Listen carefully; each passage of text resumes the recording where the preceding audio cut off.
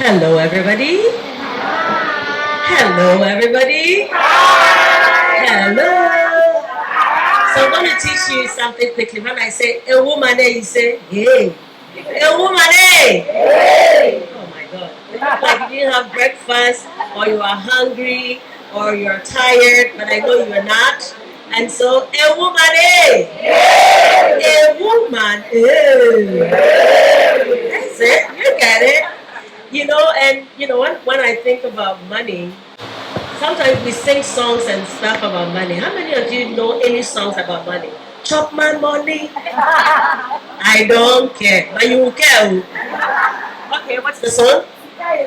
Sikaya Moja. For those who are not Ghanaian, Sikaya Moja means money is blood, and there's life in money. Literally, that's what it means. What else?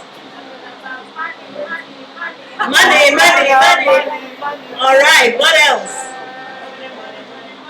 Hey, come on now. Right. And then the new one, lonely. Money. Money on my mind, yo. I shall say, come on. Do we have that song somewhere? But when I think about money, I think about it from, you can't just happen into money or hop into money. There has to be intentionality. You have to be intentional. You have to be proactive. You have to be deliberate. And so my money story, I'm going to talk about it through the lens of several generations back. My money through 3 generations. Because I'm a product of people who have built and understood the importance of money, the role of money, to be who I am. And so I'm going to share my story through certain principles that I learned from my mother, and we'll go from there. First of all, when I watch the things that I learned from my mother around money, the first thing I would say is be visionary, have a visionary thinking approach about money. You have to be audacious. You have the audacity to say certain things, to believe certain things, and bring it to life. I would watch my mom walk into spaces as a single mom. I would watch her go into spaces, even with all the odds against her, and she had this audacity about her that it's her right. It's her right to be wealthy. I'm not talking about Rachel. There's a difference between being rich and being wealthy. And so you have to have an audacious mindset, visionary thinking.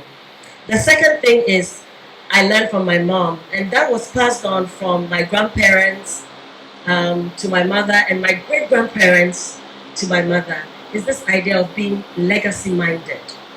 And so when you think about financial wellness, when you think about building wealth, what is the foundation you are laying for future generations? It's not about you. It's beyond you, right? And so what will future generations live? How would they live? Because of the choices, the decisions, and the way of being that you approach money with, right?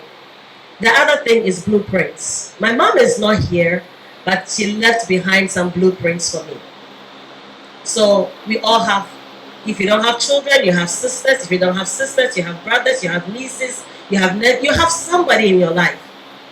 Are there blueprints of money that you are putting together that you can leave for people, so that when you are not around, or when you are not capable of, supporting, you can do what? They can move on without you in the picture. It's this idea of not giving people a fish to eat all the time, but teaching them how to fish. It's about blueprints, right? And the blueprints for me, it's about building on a solid foundation. So for me, the blueprints my mom left, I'm building on it. For some of us, you may not have a foundation. You might be the foundation yourself. So creating a solid foundation. So blueprints happen in 2 ways. Building it, and then creating it. Building on what was left, and creating what you have. The other thing is the ability to see the gold even through the mud and the dust. Sometimes when you see gold, it's very rough. Like before it's refined, gold is not looking pretty. But the ability to see potential. Say it with me. Potential. Say it louder. Potential. Some of us, there's potential all around us to make wealth. We can't even see. We are too blind because our mindset is not thinking through what we need to think about. I saw my mom see people beyond their current existence and situation. And when I saw her take them through a process of refining, it changed everything. And those people are living differently now. And then there's this idea of radical generosity. If you are going to build wealth and be well, you have to learn how to give. It's not a giving that when you are giving, you are calculating in your head. Because out of the abundance of who you are and what you've been given, you give back. Right? And so think about radical generosity. Think about seeing potential. Think about blueprints and foundation. Think about legacy-minded. Think about visionary thinking. And I would just say also that when you think about money, let's think about our values. What are your values about money? What values do you hold? Because the values you hold about money will determine how you engage with money and wealth. And when I think about money, it's not just moolah. It's about wealth. Intergenerational wealth. There are families that you see, Rockefeller, you see Hilton family. That money goes way back, right? Think about the mindset you carry. A lot of us have a scarcity mindset when we think about money. Scarcity. So let's think about that. And scarcity, I will talk a little bit about it later, but I just want to mention the broad themes. Go from a scarcity mindset to an abundance mindset. Think about stewardship.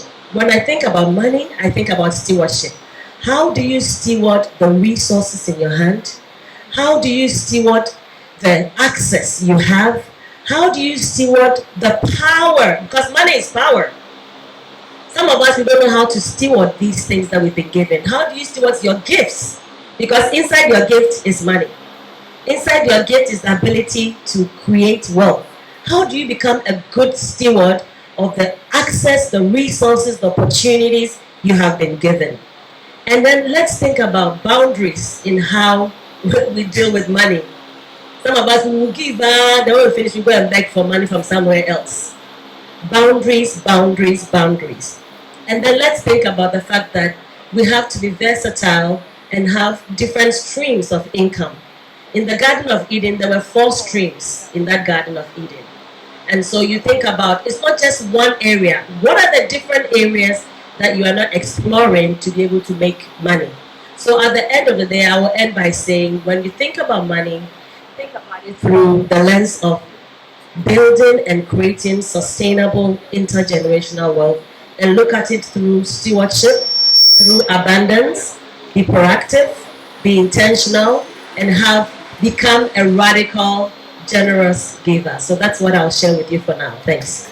Fantastic. Thank you very much, Mami. And both of you, both Toyin and Mami, said something that was hitting me proper. I think Toyin mentioned something about 10% gifts for families. So I already noted that I will ask, but my question will go to Uncle Kofi later. And then Mami mentions give and beg.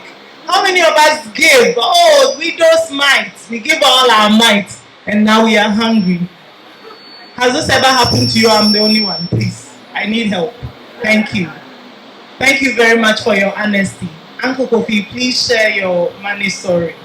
I hope all those who are very, very young here are listening to the nuggets of wisdom, because there are some things that have been shared which I personally wish I had heard many, many years ago. Because my money story is a bit controversial. I grew up believing that anybody you meet, you must make a difference in that person's life.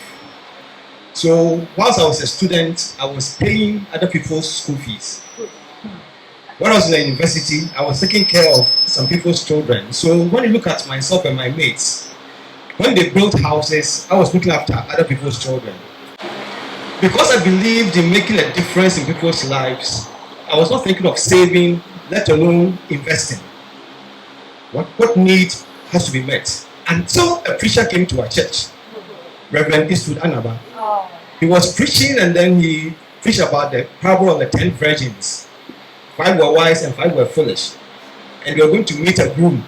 And according to the Bible story, 5 of them took extra oil, 5 didn't take.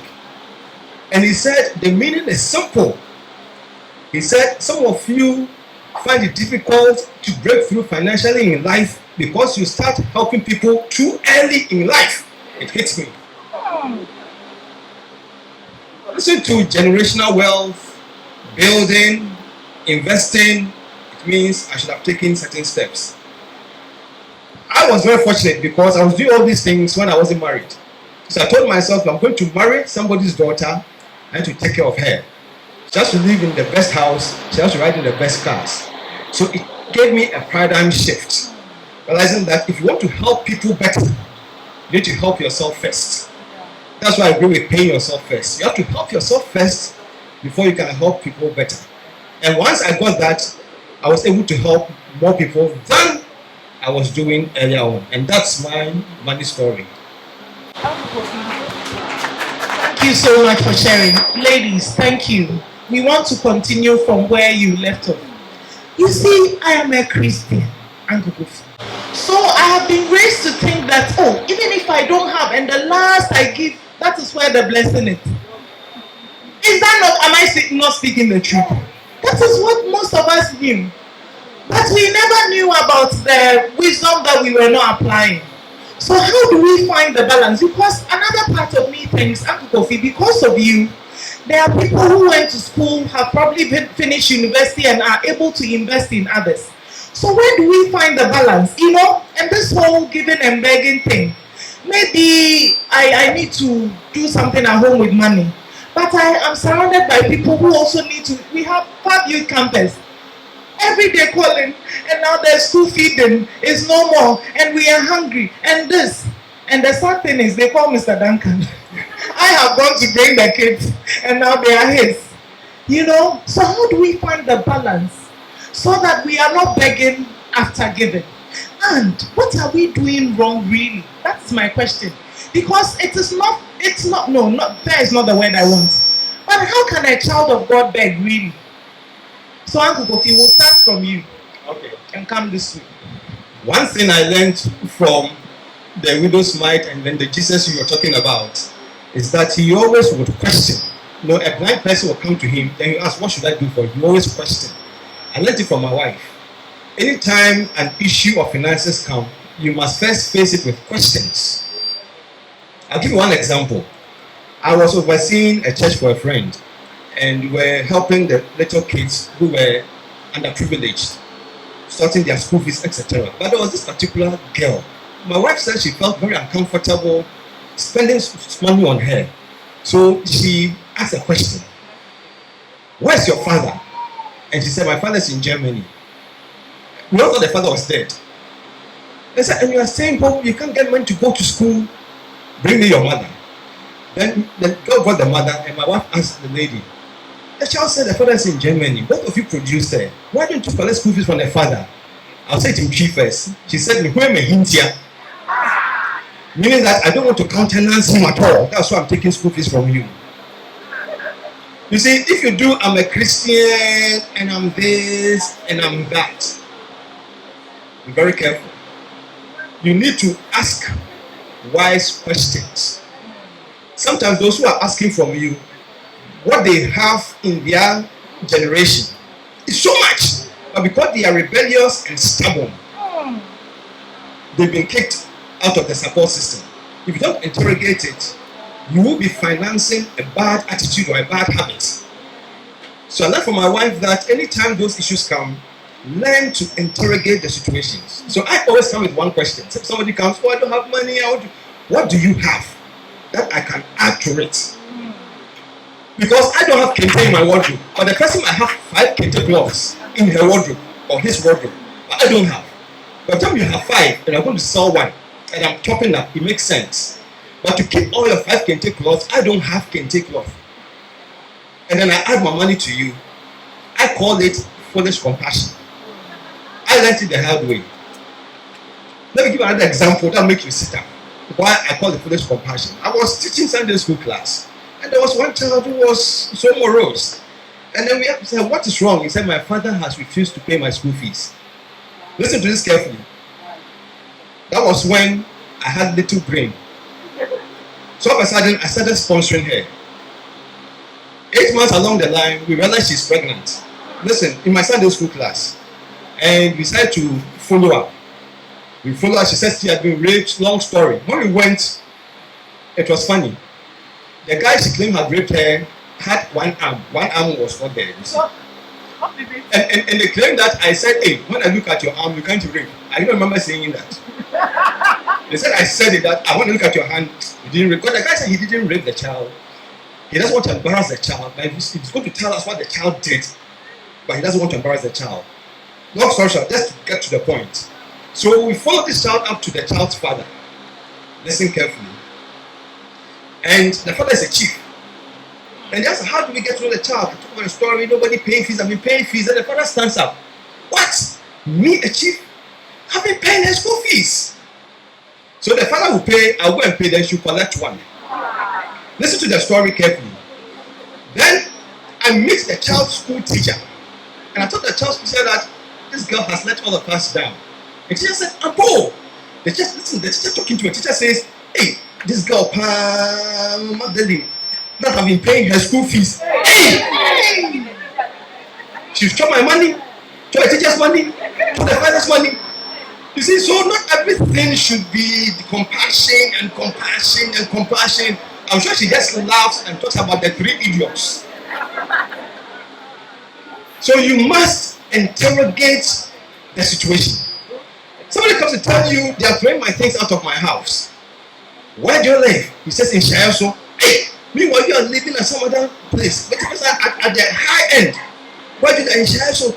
And how many rooms? 4-bedroom house. Hey! And you the one going to sponsor, you live in a 1-bedroom or 2-bedroom house. You have to interrogate the situation because sometimes the person has to be kicked out of the house because he or she is not married, hasn't got children, no responsibility, live in a 4-bedroom house. The person just misbehaved. So nature and God is finding a way of pushing the person into a 1-bedroom house. So the person would reason like the prodigal son and come to his senses. So to answer your question, we need to interrogate every situation. Let me just trace it small. A woman comes weeping at my wife and myself, crying that the husband has hit her. And we know the husband. So we're quite shocked. And I've always told my wife that anybody who comes to complain to you, be careful, don't take the story fully. Bible says, listen to the other parties. As we're going, as a lady, I've never seen your husband be violent. So what could have triggered it? You know what he told me? I said in chief first. Mrs. Atimo, Mrs. Atamba. I insulted him, insulted the man, insulted the dead mother, insulted the grandmother, insulted. If you do this, what should a man do? The grandmother that you never saw, you're insulted. And you are cursing. You get it? So if you don't interrogate, the problem will be the one standing in front of you, not the issue being talked about. That is why I always like the way Jesus will ask a question. What do you want that I should do for you? What? He's aware, but what do you want? Let's ask questions. It's important. Else you cast your pearl, you have to let it the hard way. Wow. Wow, that's deep. That's deep. Mommy, I want to come to you. What do you wish you had known about money before? And this question, obviously your before is past. But it's for the sake of us here who really are yearning. I see people writing notes. And this note, if you don't use it, what do you wish? And this question goes to the ladies. You had known about money before. That now you know, but you wish you had known. Like Uncle Kofi said, some of the things you're saying, he wishes that he had known them before. I just want to add, as he was talking, I was just writing some things down. Because beware of people who are manipulators. That's pretty much what Uncle Kofi was saying. You have to be wise enough to be able to interrogate, because people will come and manipulate you. Sometimes when people know that you are a giver, when people know that you are kind. People will even use Christianese to force you to give them money. Some people will use guilt. People will guilt trip you to give them money. This is a form of manipulation. So be aware of those people. You have to really learn and then learn about people to be able to know that. And since we are talking about wellness, I often say that, especially in terms of giving, right, to Ama's question, your well-being inspires your well-doing. How well you are informs the good work that you do. And so my mantra is be well, do good, but first, cause no harm. First of all, to yourself. A lot of us, we cause a lot of trauma and harm to ourselves because we want to become mini gods. Mother Teresa, there's nothing wrong with you, Mother Teresa, but you have to put some of those boundaries there. And then I would say broaden your understanding of this idea of financial wellness. It's not just money. Money is the lowest form of wealth that I believe there is. Do you know what is the highest form of wealth? Relationships. Your network is your what? Your network is your what? Be able to build those relationships that matter. Because sometimes you don't have to do the work. The investments you've made in relationships will bring the things you need. So Amma was talking about how I'm a connector. Sometimes when people come to me, the number of people I mentor, the number of people in my circle from all over the world, I can't give everybody money. What did the disciples say? Silver or gold have I none.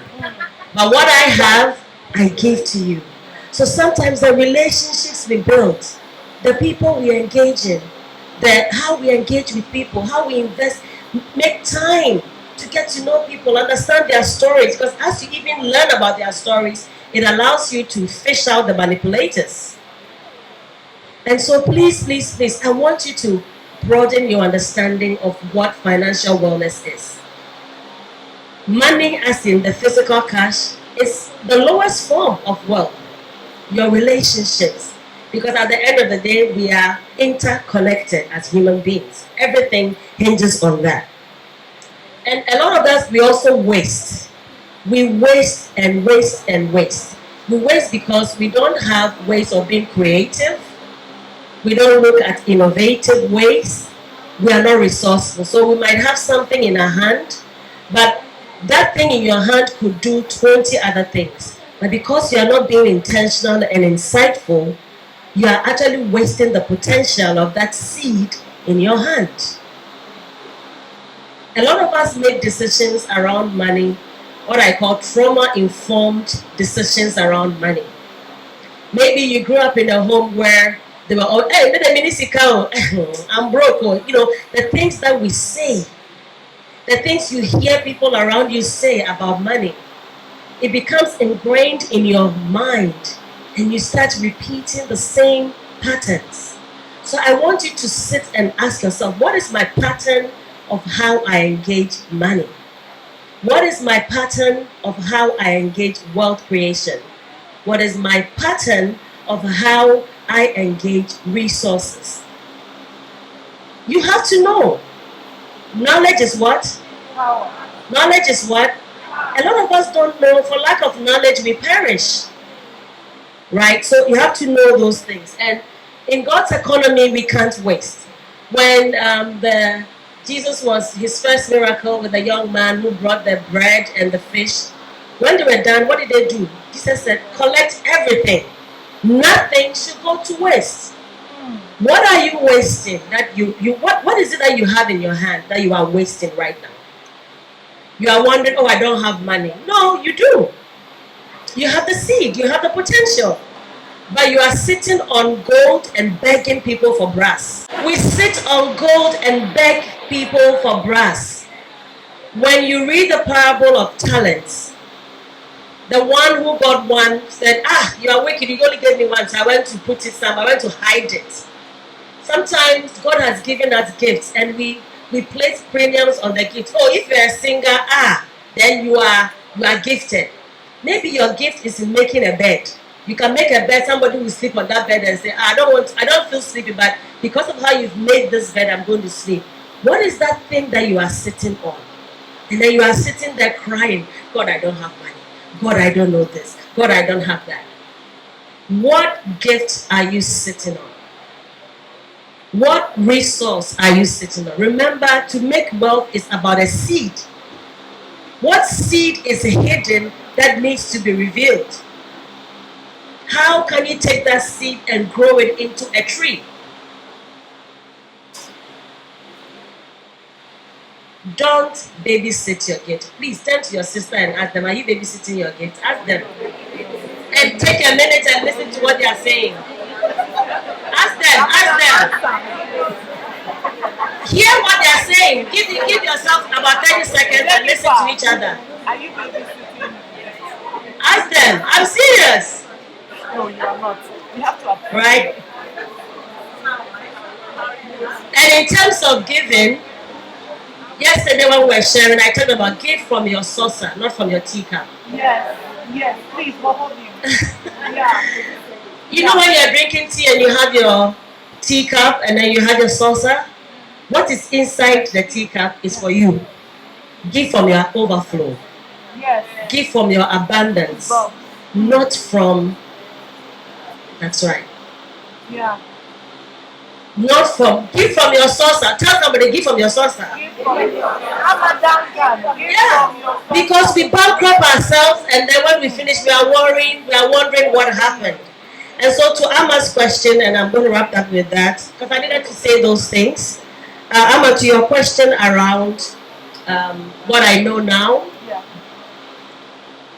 I would say mindset is everything. I keep talking about mindset. My company is called Mindsets for Impactful Leadership and Transformation. That's the name of my company. Because mindset is everything.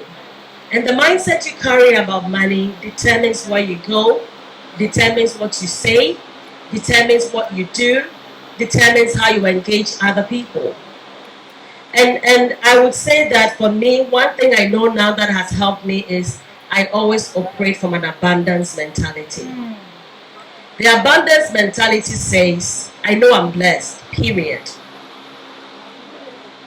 Innately, on the basics, at the foundation, I am so blessed and highly favored and flavored too.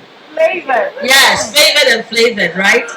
So that is my starting point. The starting point of an abundance mentality is that I am blessed. So regardless of what is going on around me, I am still blessed. The storm will be coming, but I am blessed. The wind will blow, I am blessed.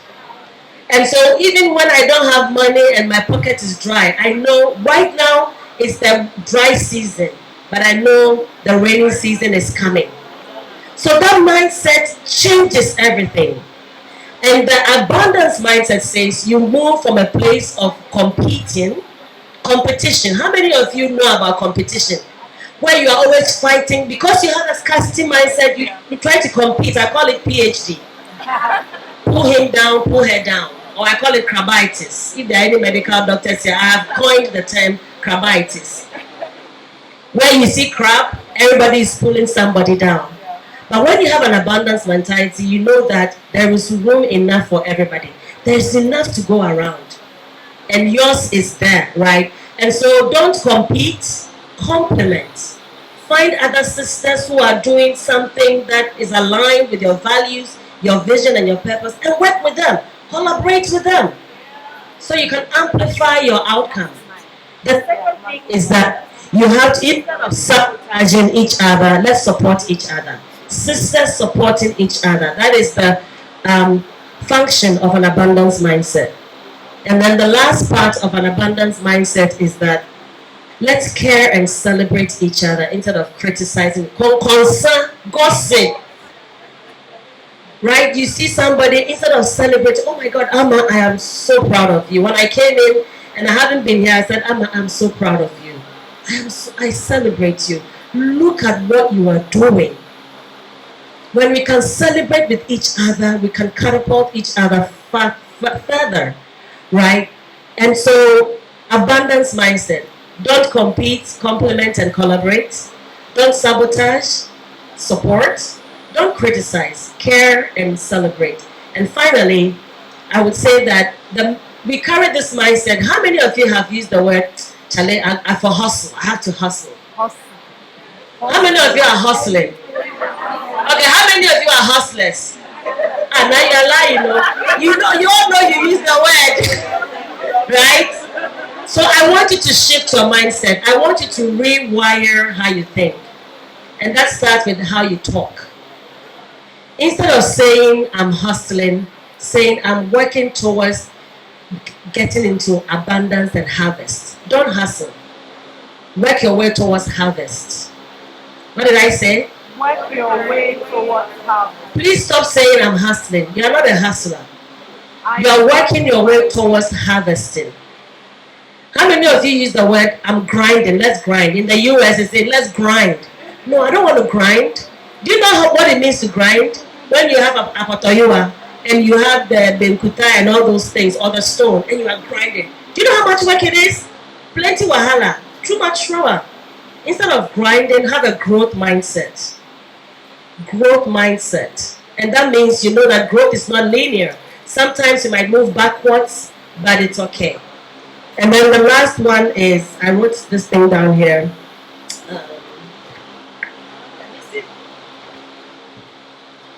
Instead of surviving, I'm a survivor, I'm gonna make. Come on, sing it. I'm a survivor. I'm a survivor. Lie, they lie to you. You're not a survivor. Thank you. Instead of surviving, thrive. Don't fake it until you make it. Faith it until you make it. Faith it. Faith it until you make it. Don't fake it. They tell you, oh, fake it until you make it. What are you faking? Faith it. Speak life into yourself until it becomes reality. Thanks. Fantastic. Let's give it up. Ladies. Oh. Hello, Kagia. I hope you have questions. After this round, I'll give each table an opportunity to ask one question. You got any question? Please write it down. Write it down so that you will speak it clearly. Read it. Okay. Toyin, please bless us. Thank you so much. Thank you. Pearls of wisdom. My head is going just crazy. Thank you. So for my part of the story, what I'd like to share for you guys today is I am a connectpreneur. That's a coined word that someone gave to me because I am in every space. People find me. I'm just there. It's like, do you have a twin? How comes you're here? I do dedication days to myself. And I want to do it for a whole month. But I'm working with one day at a time. And for that one day, I don't do anything for anyone but me. And because I do that, I can be at all the other places I need to be. And you're absolutely right, Amma. It's not about money. People ask me for my time. They ask me to come and sit in my house. I live at the mountains, to just have a break. They ask me to mentor them. They ask me to help them with something they've found out about financial literacy that I may have shared somewhere. They'll call me or they'll WhatsApp me. Can I help them with this? Can I help them with that? I make time for people because I like people. And people say, how do you do it? I'm like, it's not about how, it's just do. If I thought about it, I wouldn't do it. I would not do it. I can't do the things that I do if I thought about it. I do have a plan and I do have boundaries, but if I don't give myself that day, and that day I have on WhatsApp, you'll see now you can WhatsApp yourself. All the WhatsApp messages that I want to go deep, I put into Toyin. All the emails that I want to respond fuller, I put in here. All of the stories, all of the music, all the things I want to do, I put into Toyin. And then I'm so excited about that day that's for me. I go from the bottom and then I just do, and I give myself 12 hours. 12 hours of me, because the other 12 I'm going to sleep. because I need it. I need it. So I go from the bottom to the top. And when I get to the top, I'm exhausted. How about me? And what else I can do? Because I've been endowed with more to share with more. And it's not money. I sit on my balcony and I'm laughing to myself. I'm singing. Joyce, I will say something to my sister. You know I was trying to listen to this thing. I've listened to it now. You listen to it. This is what I got from it. Tell me what you think. And my sister will come back and like, wow, I'm going to share it with everyone else. And it multiplies and multiplies and multiplies. But it can only multiply because of that one day. And I'm going to share it with you because in that one day, I've tried to create my own. But the person whose day I saw, it's a month. And in that month is read the books that you want to read. So I can't read the books and I read a chapter. And then I get really excited for the next month when I'm going to read the next chapter.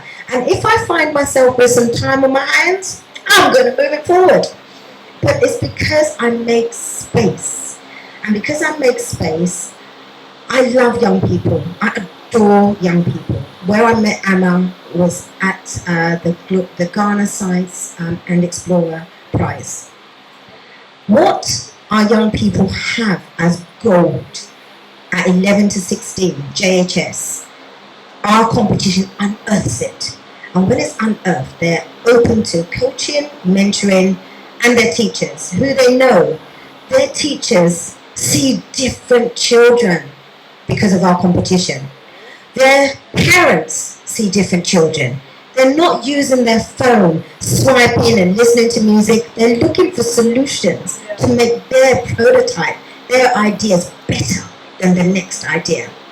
Little Johnny, my gosh, he's on the phone and he's asking me questions about something he's seen rather than, can I do Minecraft? Can I do a game of whatever it is? I don't even know what they are. But what the internet and innovation have given us is stealing from our children if they don't connect with you to ask the questions. So when I'm giving myself some time, I actually put the phone down sometimes and just breathe. Or I take a longer walk, because I try and do 30 minutes a day. Do a longer walk and at one with nature and get away from the gadgets for a little bit of time. But innovation's here to stay. How do we use it? So my young people say, don't get cards. You've got a QR code on here, scan it, and all the information comes into your phone. Great. And then if I've met someone at an event, so anyone I'm meeting today, it's iFAB 2024, till we build a relationship. When we build a relationship, you'll have your name on your own, because you now are somebody in my life who has an impact ready to share with me that I can use to share with others.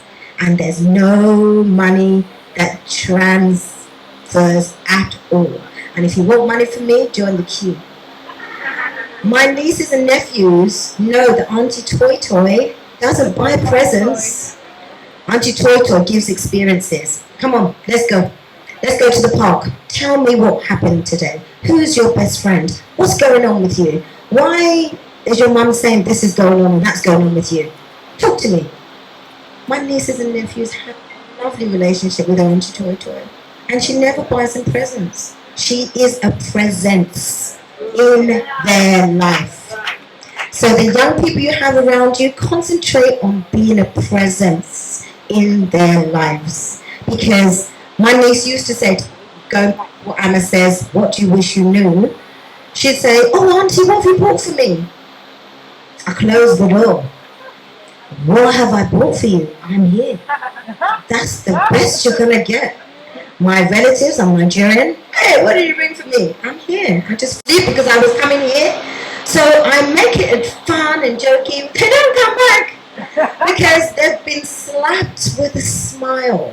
They've been told with this tone that I have. They know they've been taught something or they've shown something.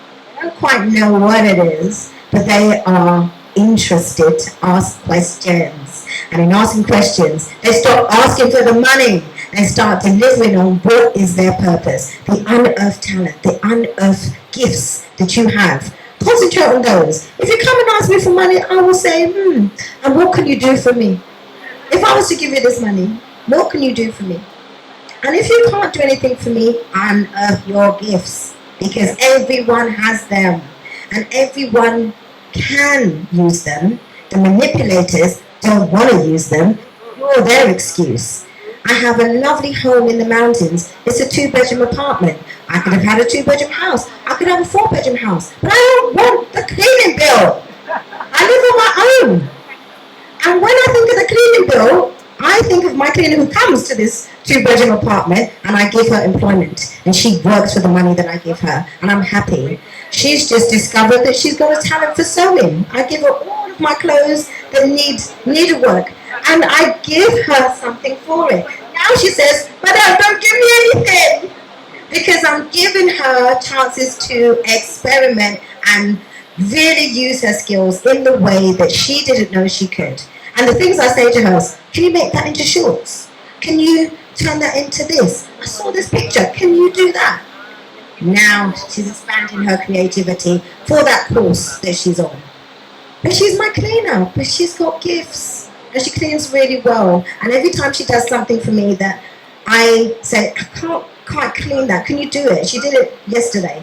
And I was so impressed. I gave her money because I couldn't clean it. And I was using all these tools. I said, I use these tools. She just got out the bleach. She did this, she did that. I said, you've even done, wow, thank you. Have this. No, it's okay. No, it's okay.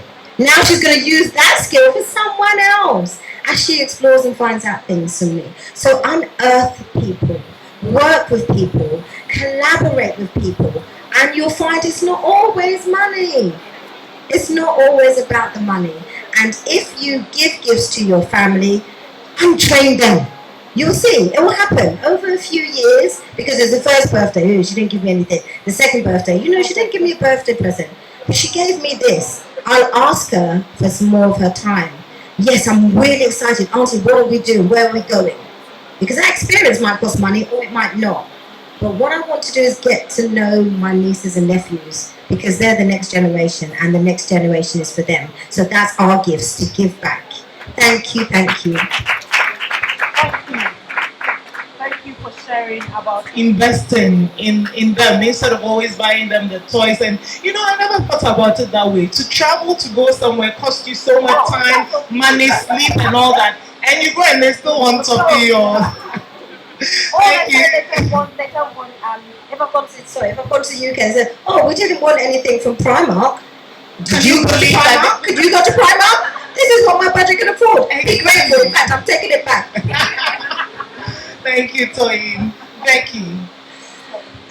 I love all of these comments from everyone. I hope you are seeing that with our brother and our sisters here, the reason they have what they have is because they think in a certain way. And as soon as you want what they have, you will be learning to think in a certain way. You will have it. Does that make sense? Right. I want to go back for 1 second of what you said about the power of the words that we say. Okay, this is so important. I had a mentor one time, and I was just talking, casual conversation about things, and he stopped me and he said, is that what you want? I think it was even about the weather. It was stupid. And he said, is that what you want? And I thought about it for a minute, and because I wasn't even listening to what I was saying. I wasn't even listening. And I said, no, that's not what I want. And he said, then don't say it. You getting me? If it's not what you want, don't let it come out of your mouth. Don't let it come out of your mouth. Listen. Listen to what you say. Listen to the conversations with your close friends, your family. How many times do you hear, it's not easy? How many times do you say it? Okay? Or, it's difficult. Or, I don't have. If you understand that every time that comes out of your mouth, it becomes true. And you did it yourself. You see? There's so many things that we do because we don't understand, and we do it ourselves. I remember when we first came to Ghana, there was a guy that was helping me. He made an arrangement for us to buy a car. And he charged me twice the price of the car. And then I had to pay for it again in repairs. And I knew the price wasn't right, but I knew that God was testing him to see what will happen. And so I took him aside separate. And I said, these are the ways that you can make it right with me, and you can make it right with God, and your friends won't know. So you can save face with your friends. I tried to help him. I tried to give him the chance to do it, but he wouldn't do it. And in that moment that he wouldn't do it, I saw with my spiritual eyes the curse come on his money. I saw it. And I realized, oh, that's a big deal. If you are not honest in your money, if you are just trying to get your 5 CDs for CHOP here and you'll just do anything. I had a guy I hired a car to take a group of people to a funeral. And when everyone was dropped in, it was just me. He tried to change the price that he was going to charge me for it. You see? And it was just going to be like 30 CDs, 50 CDs, but he didn't realize, now I won't work with him again. He has lost thousands of dollars, okay? Because I won't use him again. So when you're talking about your network and your net worth, you have to have impeccable integrity with those people in your network. Because as soon as you try to get something to serve yourself, they will know. The energy shifts.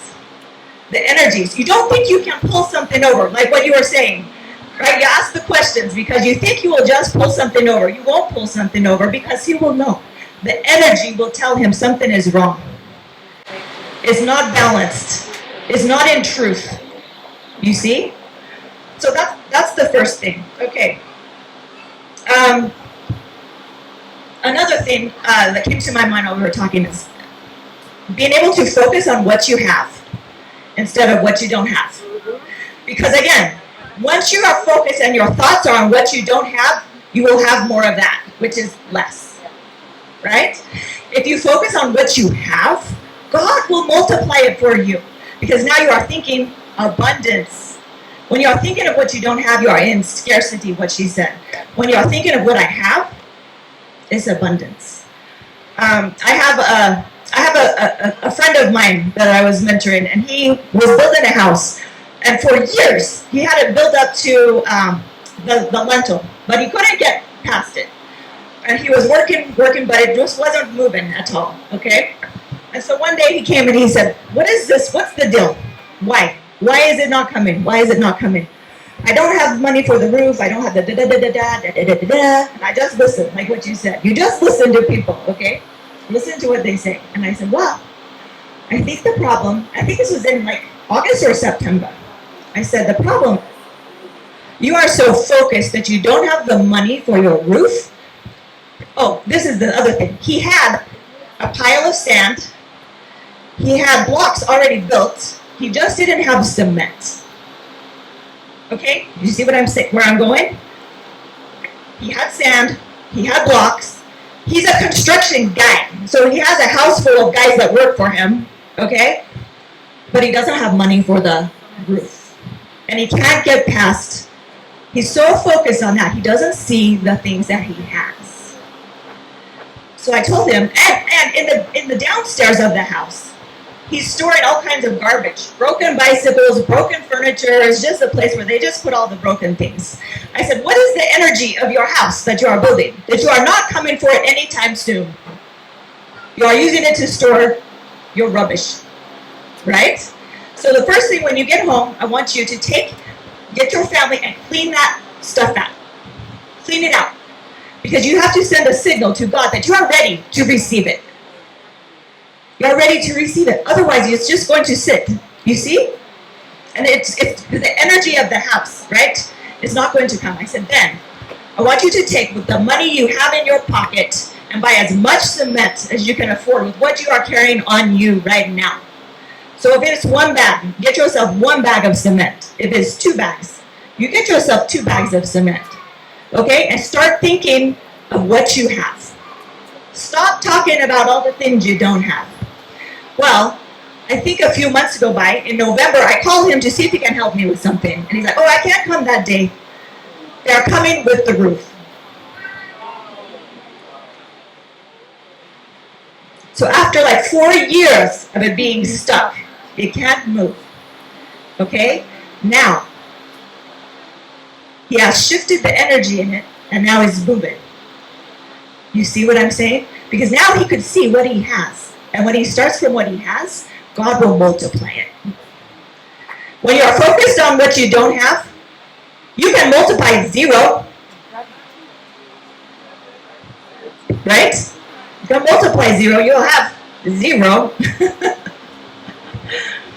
So that will just bring me to my last point, which is you need a mentor. You need to find someone in your life that knows something you don't know, that knows how to get you from where you are right now to the place that you are going. Okay?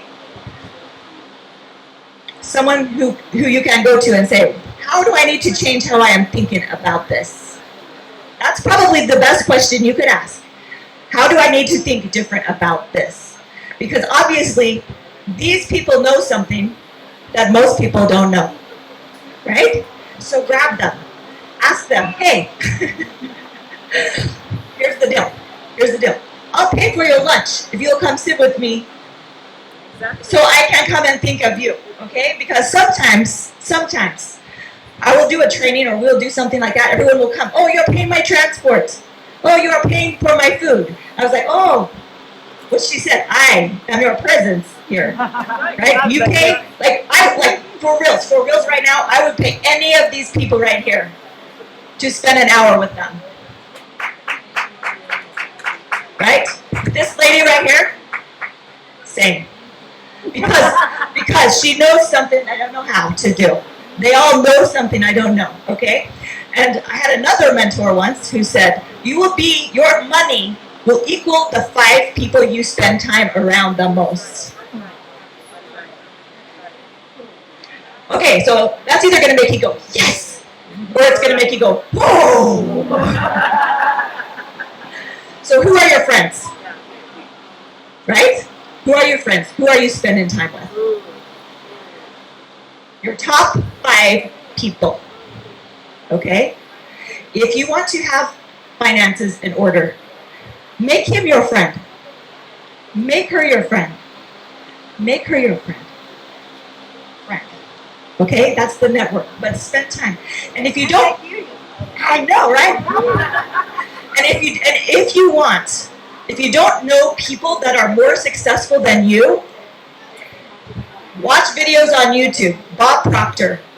Look up mentors that do presentations, or you can find their videos online. Don't be listening to music that's going to lower the vibration of your body and make you sick. Okay? High vibration people. Spend your time with high vibration people. Okay? Because it will cost you if you don't. And you won't even know. Okay? And God. That's the last. That's the last thing. God. Highest vibration. Bring him into your money. Bring him into your finances. Money is not a big deal for God at all. I know, right? Nothing. Not at all. But he does want to know if he can trust you with it. That's right. Okay? Can God trust us with money? Right. He's listening. There they go. Can God trust you with his money? Oh my goodness. I want to ask you if you have questions. But before then, I feel sorry. No, I wanted to say something. Okay, so later. Okay.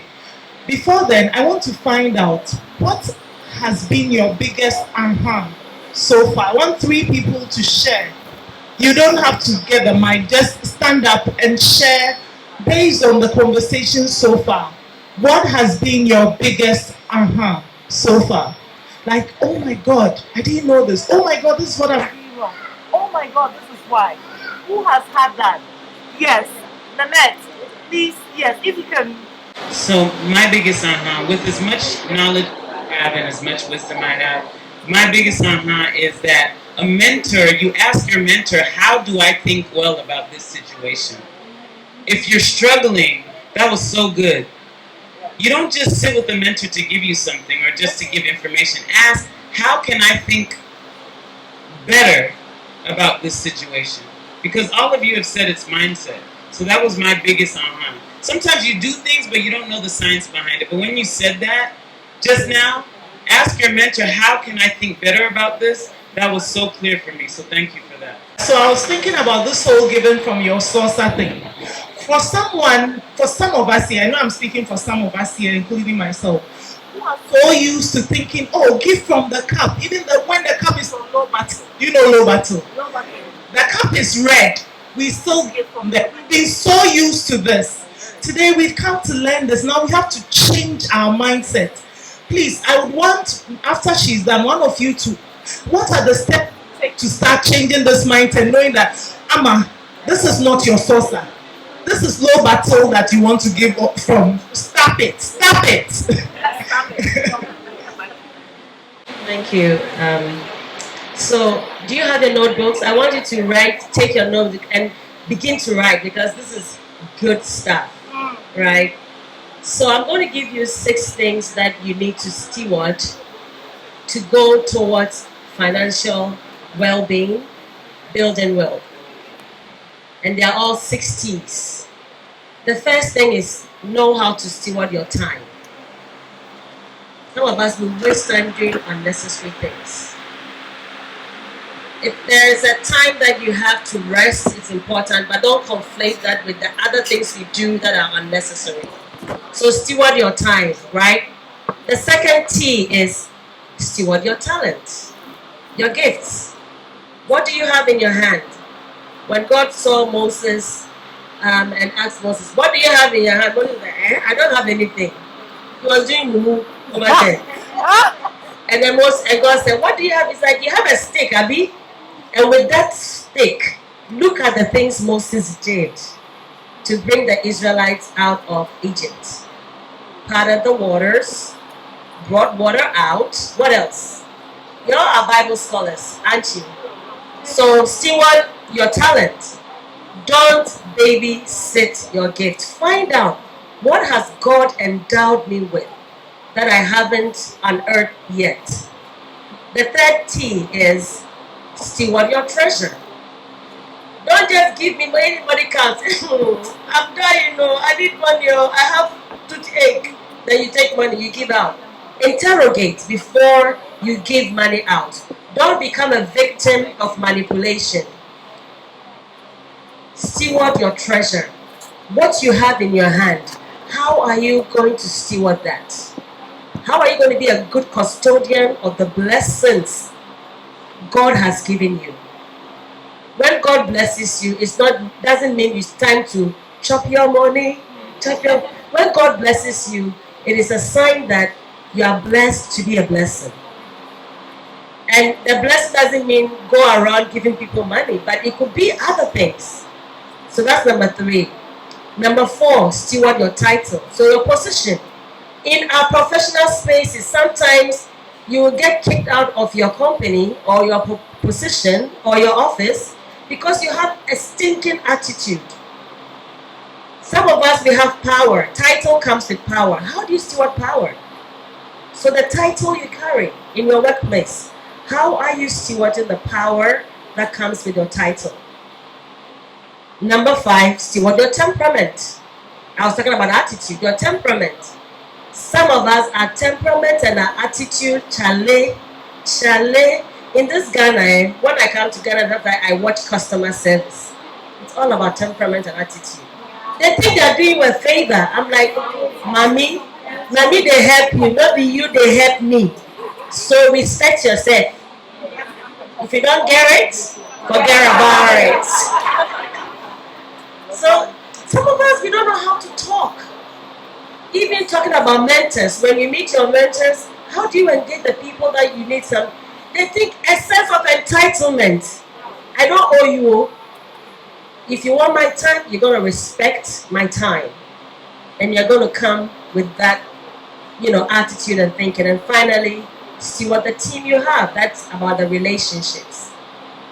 So time, talent, treasure, title, temperament, and your team. And yesterday we talked about reciprocity. Reciprocity, when you think about building wealth, financial wellness, it's so important. You can't just be give. You also can't just be take. You have to learn to be givers and takers at the same time. Feed what feeds you. What did I say? Feed what feeds you. All right. And so I would say that I just want to give you just a few things to put in your toolbox. These are strategies and skills when you think about financial well-being. So the 5 ways I want you to think about how to manage your finance. One is evaluate your income and think about spending less than you earn. Some of us, we spend so much, but we don't have the money that we are spending. So how much are you bringing in? And how are you spending? That's number 1. You have to understand and distinguish between your needs and your wants. You talked about that. Sometimes we conflate the two. There are some things you want. A want is not a necessity. A want is not essential. You have to know what you really need to survive, to thrive, and what your wants are. Your wants are the luxuries that you can do without. Sometimes we feed our wants and we forget to take care of our needs. Know the difference between your needs and your wants. Track your spending. Have a book. Go on your computer. When you buy Komi, know that you bought Komi for 5 cedis. Track your spending to the best of your ability. How are you spending? Track it. Prepare for the future by making investments. But be wise about the kinds of investments you go. Don't go and do sakawa. If they take your money, it's not my fault too. Don't go about thinking of quick money, right? But invest. And then number 5, create a budget and stick to it. How many of you have budgets? How many have working budgets that you use to guide your financial journey? Please be honest. I want to see how many. Okay, how many don't have budgets that they work with? So we have a problem. Right? So this might be an opportunity to seek out a mentor who can help you to create a budget. Look for people around you who are doing it. Let's see by hands again those who have a budget that they work with. Please raise your hand. In fact, stand up. If you work with a budget, stand up, please. Stand up. Yeah. Please look around, ladies. I do. Please look around. I'm raising my leg. Yeah. Right? Look, did you see them? Find one of them and talk to them before this conference is over. Thank you. Find one of them and talk to them before the conference is over. So those are what I would say are 5 ways to manage your finance. And then the last one I would say, I just want to give you this because I prepared it for you all. The last one, the other one I will add is just your financial management, right? You have to learn to manage your cash flow. You have to learn how to risk management. So if you're going to make investments, how are you managing and looking at the risks that come with the things that you have to manage? Your asset management. How many of you take stock of what you have, the assets you have? You know, she was talking about asset is basically knowing what you got in your hand. But sometimes because we're always thinking, I don't have, and the scarcity, we don't even know what we have available to us. So make a list of the things that you have as your assets and manage it. Manage, also plan around professional development. Some of us, we've finished university, we've done our masters, but are there other ways you can continue to grow professionally? Are you putting money aside to invest in your professional growth? Retirement. Don't wait. You know, in Ghana they say, I was speaking my local dialects. When I was growing up, I heard the saying, Ashem mamisi efifira, musumo show mamusi tutu. It means we put the responsibility on our children to come and take care of us. But you have to prepare for yourself. What if your children are not able to take care of you? Are you planning for when you retire that you have resources and places you can go to live a comfortable life? I'm not saying luxury life, but a comfortable life. So how are you planning for retirement? Does that make sense? How many of you have ever thought about that? Retirement planning. How many think about that? Very few. Ladies, this is important. Alma didn't put this together just for putting it together. She wants us to unlearn certain things, and she wants us to gain wisdom to guide us to shift, because the well woman is holistically well. First one is your stability. If you are going to grow in your finances, you have to be stable, and that means becoming debt free. That means knowing that your bills are paid. That means knowing that your savings is funded. So stability. The second one is security. How you enjoy your money. Eat good food and travel. Yes. Get exposure. Sometimes travel is not luxury. It's exposure to cultures, to ideas, to broadening your horizon. Strategy. That's the third one. This is about having strategies in place to invest your money so that your money will work for you. And the last one is freedom. Freedom. Money is not an issue. Quality of life trumps, the things that we do. And I remember that, when I think about wealth and I broaden my understanding of wealth and thinking of wealth beyond money to relationship, I learned a lot from my mom. My mom died on March 8, 2013. And when she passed, my mom has a farm. I'm from the Western region. I'm a Tadi girl. Second day, I say, But my mom has a farm there. It's a rubber farm in the Western region where we come from. And I would see how my mom would find people and really invest in those relationships. And because I live in the US, I'm not around to take care of those things myself. And you know how Ghana is. You have to be able to trust people to handle things for you, to steward it. My mom invested in these relationships so much so that when she passed, I was sitting somewhere, minding my business and drinking my water like she's doing. And this guy comes to me and said, I want to manage the farm for you. I know you don't live here. Your sister is in Accra. I want to manage the farm. The kind of investment she made in this guy brought some loyalty that money cannot buy.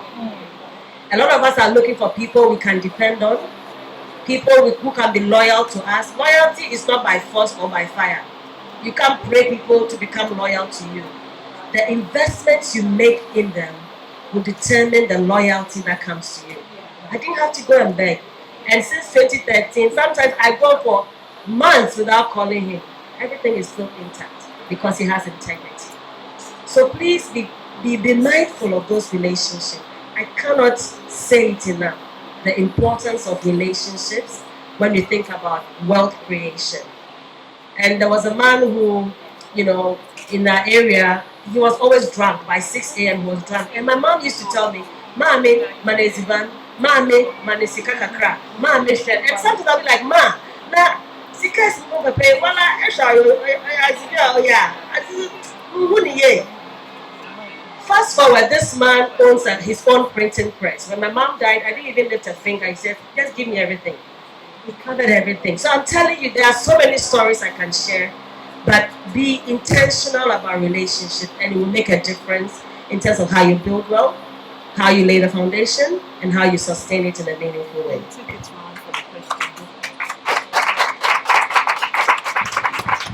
Do you have the first question? Okay, from Abena. Yeah. Thank you so much. I'm so enlightened and I don't really know what to do. I'm just praying that when I get home, I will implement everything I've learned today. And my question is, now that I know we help people at our early stages So now, how do I respond to people without hurting them? If they ask something, how do I respond to them in a nice way for me not to be a bad person in their heart? Thank you. Thank you, please. So this question, I would want to hear both male and female answers so that we know which to fire at the right time. I just want practical steps that people can take right after this to get their money together. Okay, so we'll take these two questions. So Uncle Kofi will answer male perspective, then who wants to take the female perspective of how to tell people, basically, I can't give you money. Oh? This is the raw version, the proper version. So you take that, okay. So, and then after, the next question is on practical steps. Uncle Kofi, I would love to hear your practical steps too. So, I have the mic.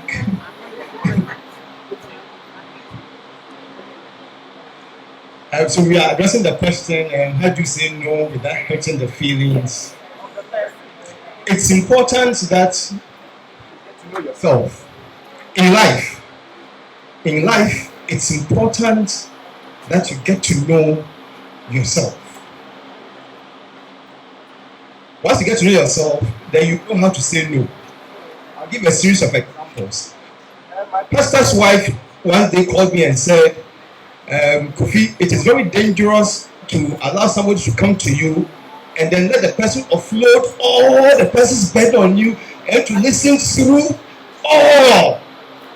If you know that you can never say no to a human being, be very careful people offloading. So there's this friend of mine who can't say no. The moment he sees you anywhere and he senses that you are coming to disturb him with money, he tells you that he wants to change some things at where he lives. Do you know when he can get a loan? Even before you start talking. Because he knows that when he listens to all the packaging, and truly, those who know how to manipulate, know how to package the whole thing. So you should know yourself. There's this interesting example. I designed for a typical Ashanti man like me, businessman, who likes just speaking anyhow. And he asked me one question.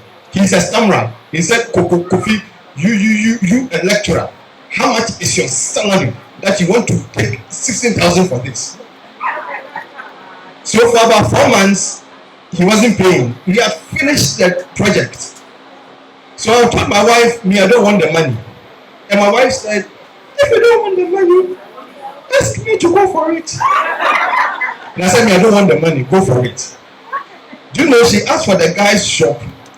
She left the house at 8 o'clock. By 10 a.m., my phone was belling with the guy's number. And this is what the guy said. Kofi, because you know, you are shy of your wife, she has gone for the money. She said it in key. Kofi, who is a fellow unity, meaning he had made up his mind not to pay, and he knew who he was dealing with. He knew he was dealing with macaroni. So it's important that you get to know yourself first. So there are some of you, you should not let the people offload on you. And then there are some who are slightly better. As the people offload, you listen through it. You are looking for holes where the person will contribute, because that is the Christian principle. When I say Christian, there was nothing Jesus did that came out of vacuum. He always made sure he got something from the person. He looks at a paralyzed man, you say, rise, make up your bed, and go. The guy is paralyzed, but Jesus will get equity from the guy. He meets some people who are blind. He says, go or lepers, go and show yourselves to the priest. You could have done magic. But we always look for equity. So the day I discovered that, I realized that anybody who comes to me, whether there's somebody on the operation surgery table, whether somebody has suffered broken bones, anybody who comes, I need to get equity from you. Because there's nothing written here that says that the sponsor of the world.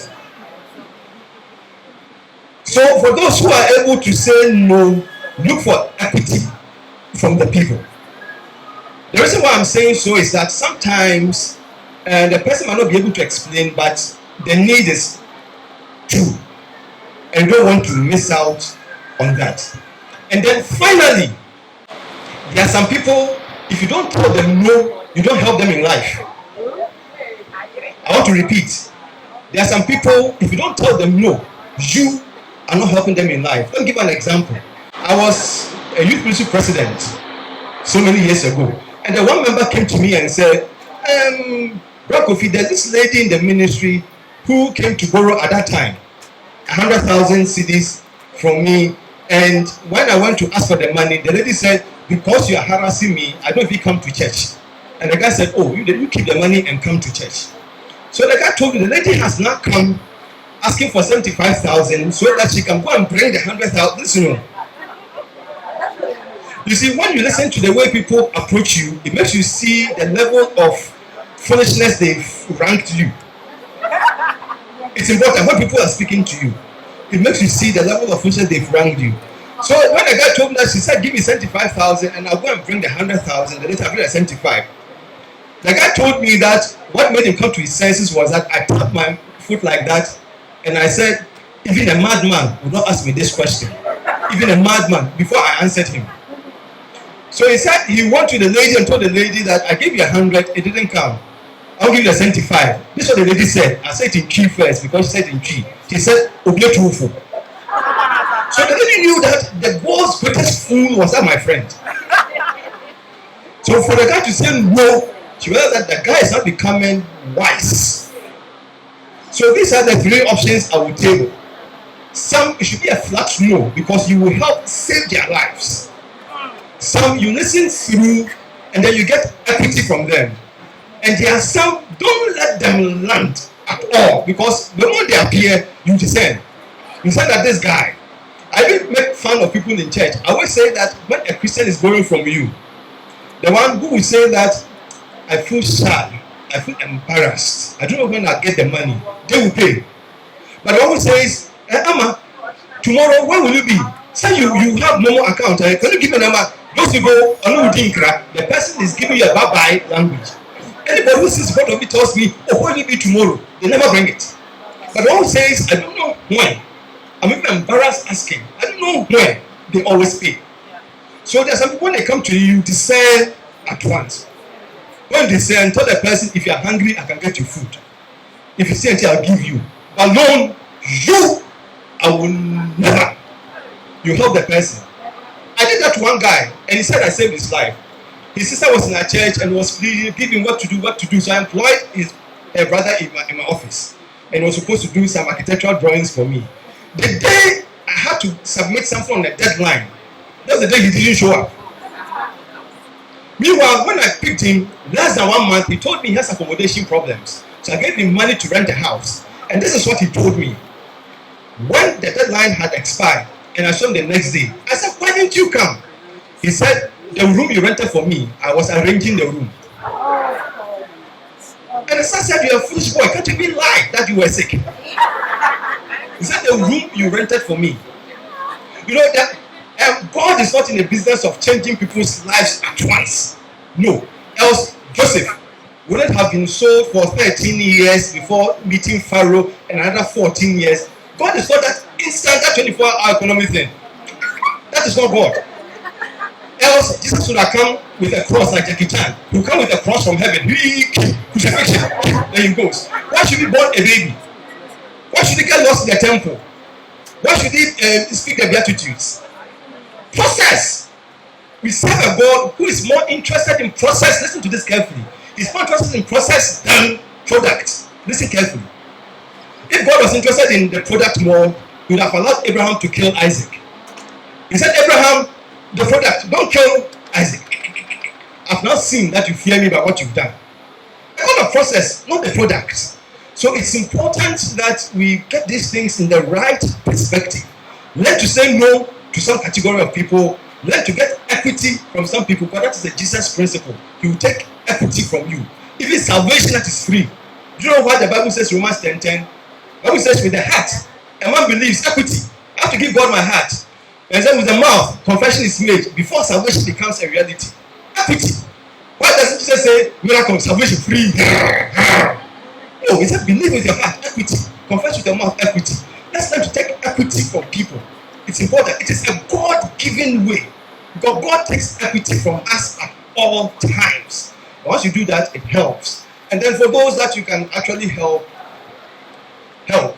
But every time you meet these three categories, and don't miss out on these. If you're not sure, tell them, I want to go and sleep over the issue.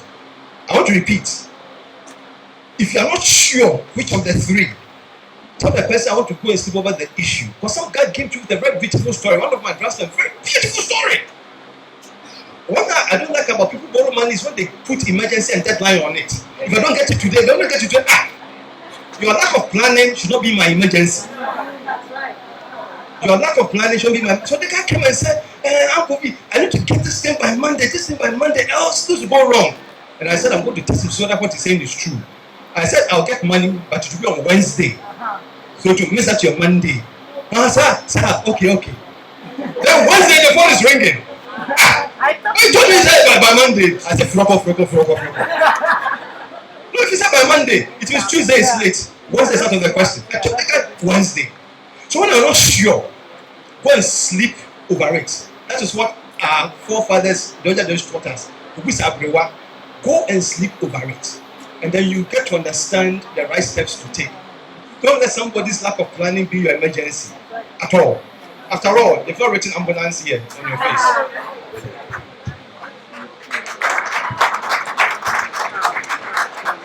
Thank you very much for that. So, to the lovely lady who asked the question, I'm going to give you my take on the answer because it's the way that I live and it's part of my exactly what's been known. So people know me and want something from me, they better become correct. But if they don't know me, they'll find out quickly. You're worried, well, feel the fear and do it anyway. Because fear is just forever appearing real. What do you think they're going to be upset about? You're the person on the list. They've got a whole lot of other people they're going to ask.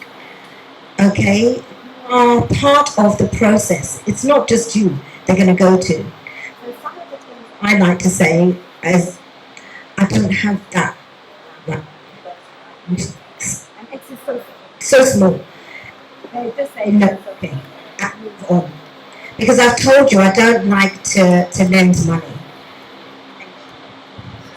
I've said I don't like to lend money. But what I'd like to do is find out a little bit more.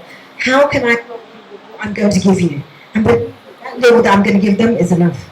But they're looking at you as their answer to the problem. Whereas they are the answer to the problem. So if you satisfy exactly what's been said, if you satisfy it, you don't help them. They have a solution. Are you the solution every day, 24 hours a day? No.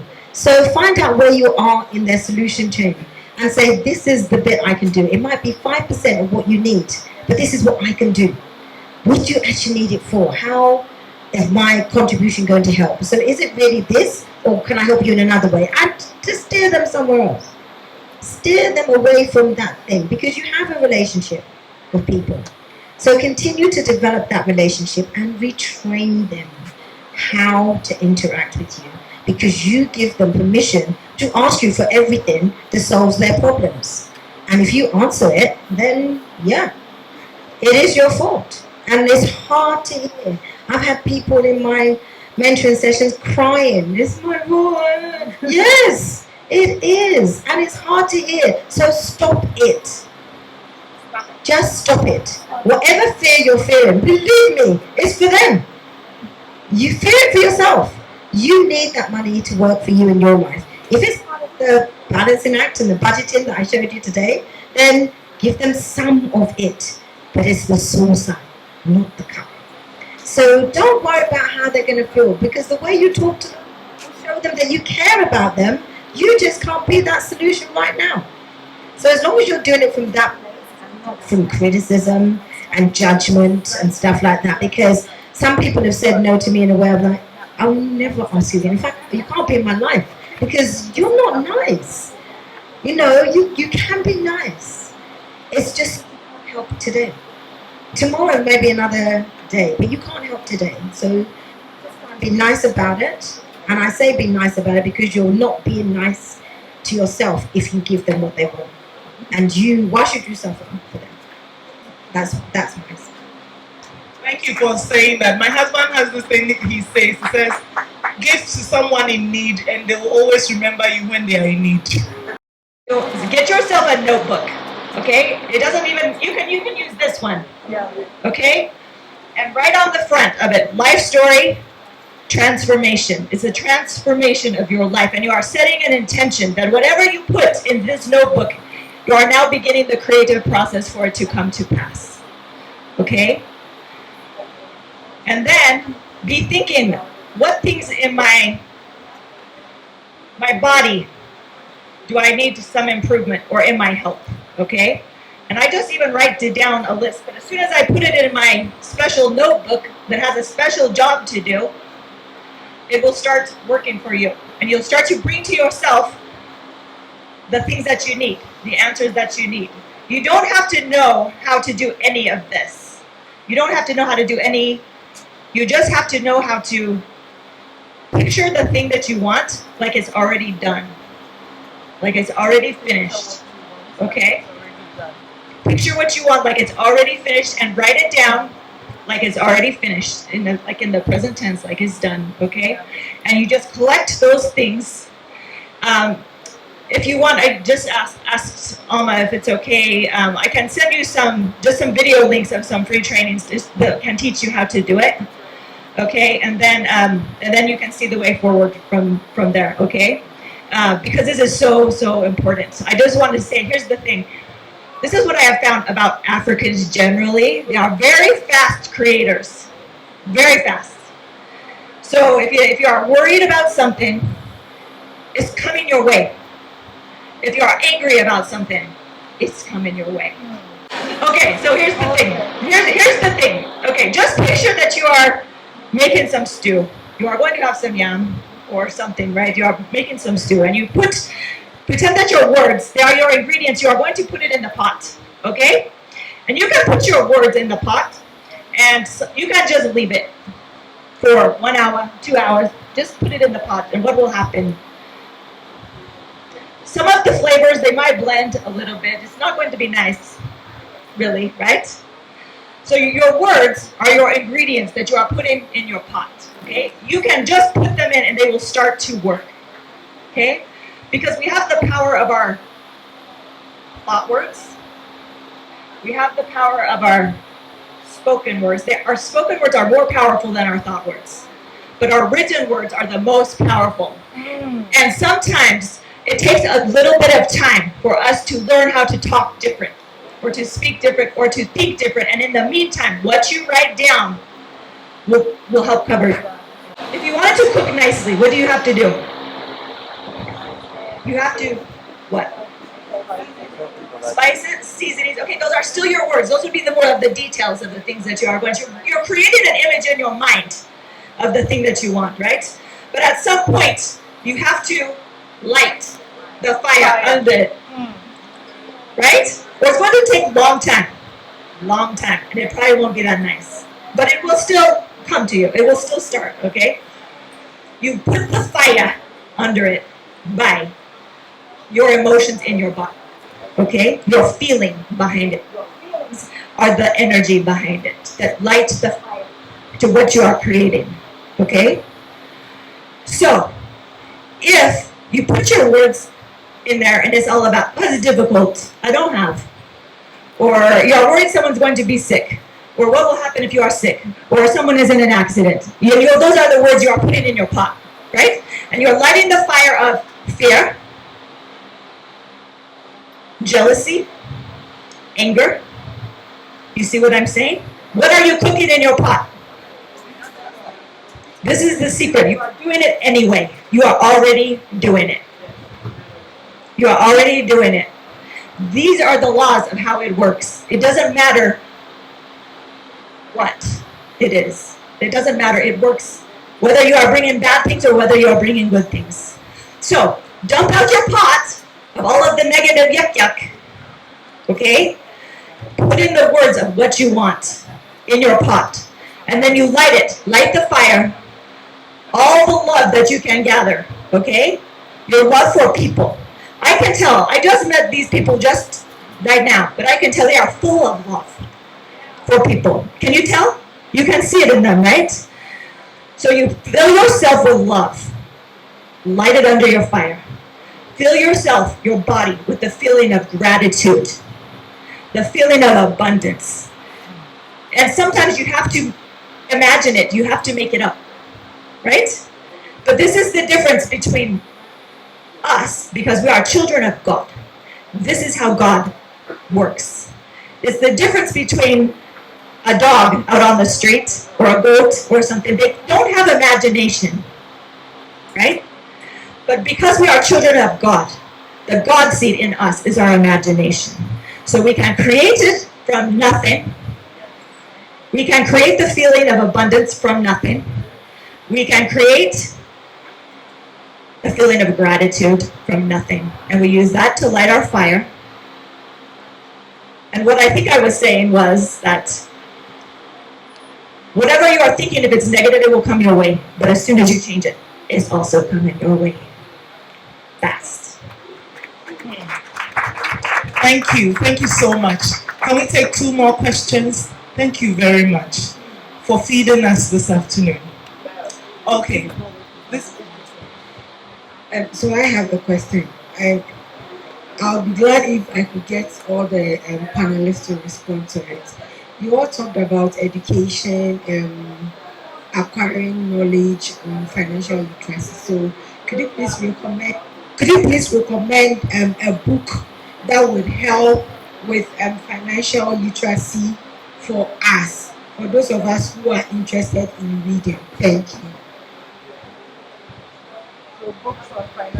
Okay, good afternoon, everyone.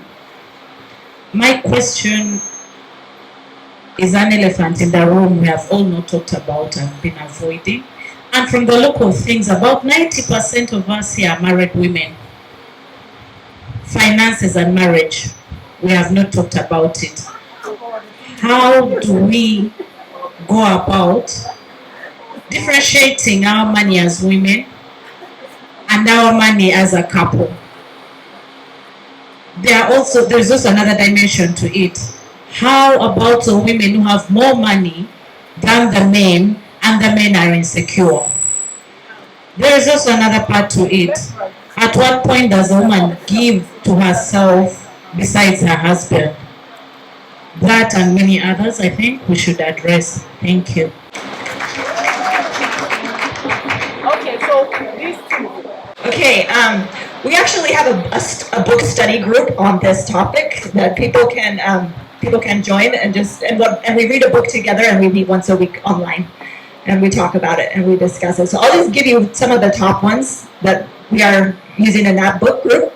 The first one is called The Science of Getting Rich. It's by Wallace Wattles. And I want to tell you, if you are a reader, you will be wealthy. Because my best students that I have are constantly asking me, even when I go to the US, they're like, can you bring me back this book? Can you bring me back that book? Can you bring me this? Because they are reading. And they are always sending me a message, what are you reading? What are you reading? What are you reading? Because they are students. So when we think about our education, which is what in her budget that she talked about in the very beginning, for me, I have a 10% of that in mind. That's like what she's talking about investing, like investments. 10% of mine is investment in my education, which gives me permission to take a course, to buy a book, because I have set aside a part of that investment money for my own education, you see? Okay, back to the books. So, Science of Getting Rich. It's by Wallace Wattles. Another really good one is The Game of Life and How to Play It. The Game of Life and How to Play It, that's by Florence Shin. These are all classics. They're old books, but they are so good. I read them over and over and over and over because I have to remind myself still how to think about things, because sometimes I fall into old patterns still, okay? Your Invisible Power. That one's by Genevieve Barron, but you can find it by the title. A lot of these are free online because they're old. They're in the public domain, so you can just look them up, which is one of the reasons we use them in our book group, because we can send them out email, like it's easy to do. The other one is, there's one by a guy from Kenya, and it's called Happy Pocket Full of Money. It's excellent. Happy Pocket Full of Money. Those are some of the ones where I would start. You Were Born Rich by Bob Proctor. That's a good one. I don't want to take them all because I'm sure you have the same ones. When you're ready for the big guns, then pull out Think and Grow Rich. And get yourself a mastermind to study it with. Study that book in a mastermind. It will change your life. And take your time with it. Thank you very much. The only one I will recommend for you is Think and Grow Rich, Napoleon Hill. The only reason I will give you this book is because someone gave it to me, and I was about 25, and I wished I'd had it earlier. And it's a gift I give to people, and there's an online link for it. It opens you up to the fears that you do have and the relationships you should have with money. And I say should, it's a word in coaching and mentoring we don't like, but you should, simply because our fears stop us doing so many of the basic things, and do basic things more often. That's Think and Grow Rich. It's changing your mindset, it's changing your attitude, and it's watching people around you who do it effortlessly, because it takes practice. The mastermind group is your practice. You have to practice, and you have to unlearn some of those things that stop you from being who you want to be. I really like the idea of the money group. I'm going to join it myself, the mastermind group, because even though I do coaching and mentoring, I don't specifically focus on finance.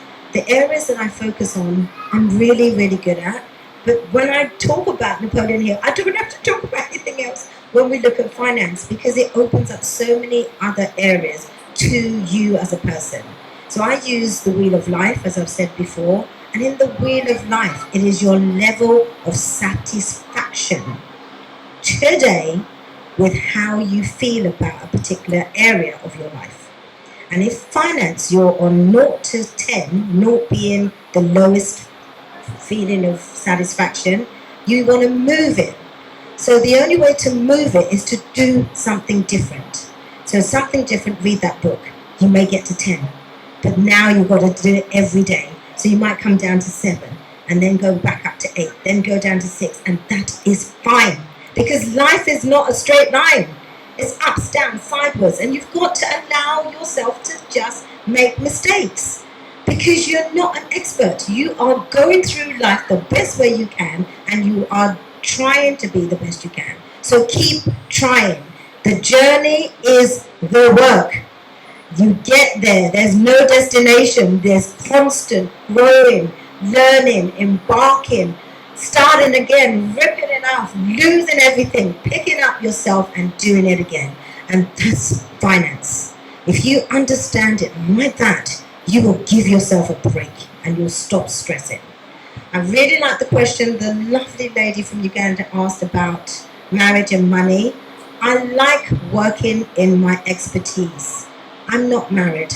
I have a lot of married friends. I have a lot of issues that come to me, but it's not my experience. It's the reason when people ask me, oh, would you like to go into marriage counseling? There's this wonderful opportunity. I stay in my lane. And I stay in my lane because I like my lane.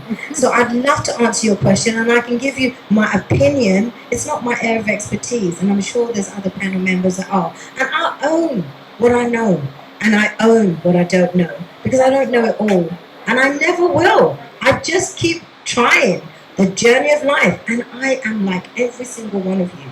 When I have a dark moment, I go there, because if I don't express it and get it out, I can't start to repair. So I can give you lots of instances with money that have just, and especially here in Ghana, and it makes me, I've been here for 10 years, and I've had 3 audaciously disastrous reasons with money that I should have left this country. But I will not let anyone stop me being where I want to be, which is here.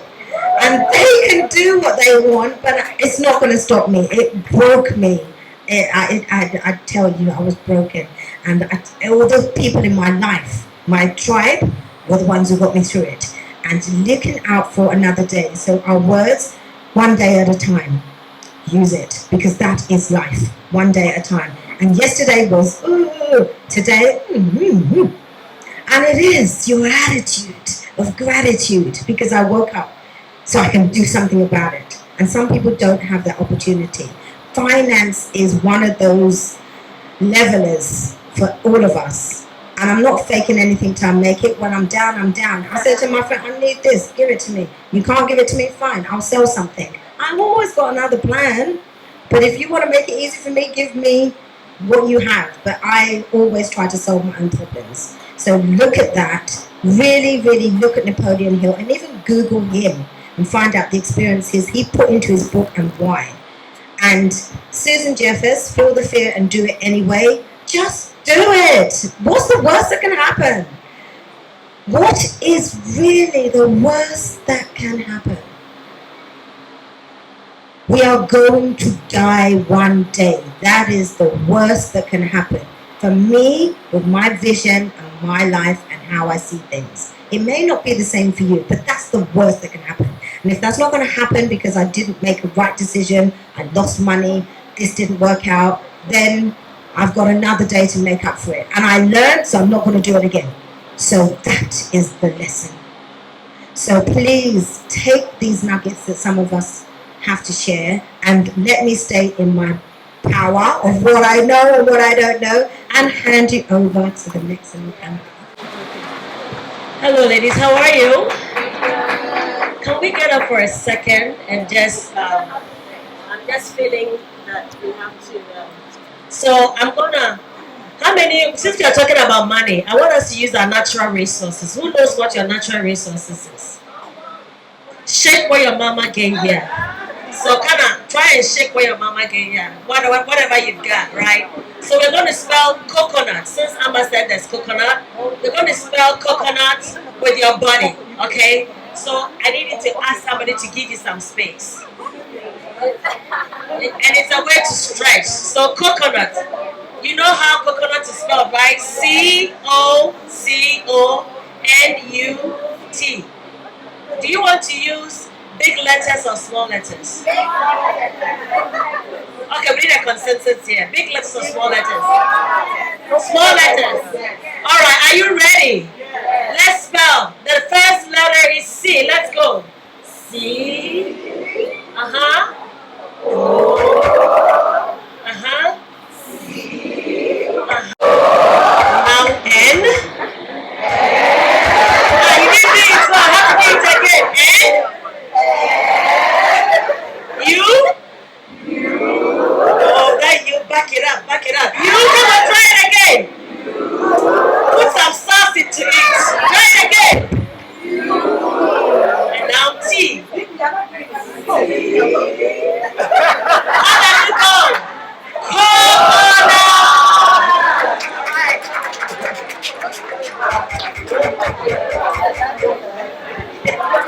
All right, let me just give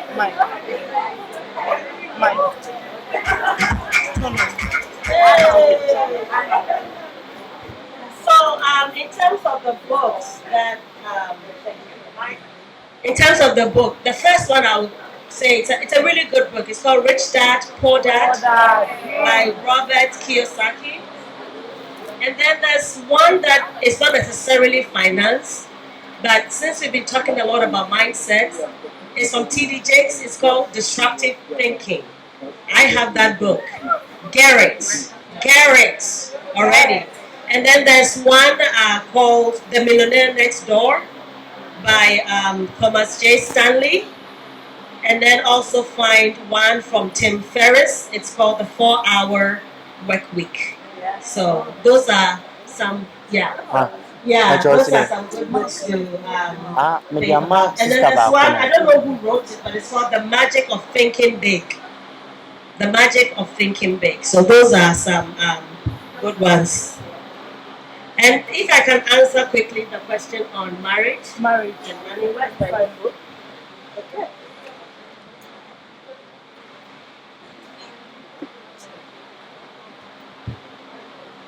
So, in terms of marriage and money, where's the lady who asked the question? Feli. So, in terms of marriage and money, my experience is that first of all, you want to think about your relationship with money and marriage as a partnership. It has to be, the approach that you use has to be one of collaboration. And so if you begin to have that mindset is important. If you see yourself as two individuals, it's like my money, his money, her money, it's going to cause a lot of problems for you. So the foundation is that you have to look at your engagement with money in marriage as a partnership and as a collaboration. And we talk about the word submission all the time, and we often don't understand the essence of submission in marriage. You know, they say women submit to your husband. But if you take that word submission, there is a bigger word inside that word that is important as we think about other things related to marriage, and it's the word mission. And so you want to ask yourself, what is the mission of my marriage? Holistic mission of your marriage. And therein you will find financial mission of your marriage. And so really think about submission in that sense. And then when you think about it through the mission, you can submit financially to each other in a very healthy way because you are working towards one goal. And I want you to also think about not just the what of it. Think about the why. We often answer the what, but the issue should be about the why. When you know your why, it allows you to work towards your what in a meaningful way. And in terms of the relationship itself, I would say that you really want to find a man who is secure in themselves. I know who I am, and my husband is a very secure man because I'm a very powerful woman. I'm a very strong woman. And I'm not bragging about it. I'm just saying it is what it is, right? But my husband is so secure in himself. It's like Mr. Duncan over here.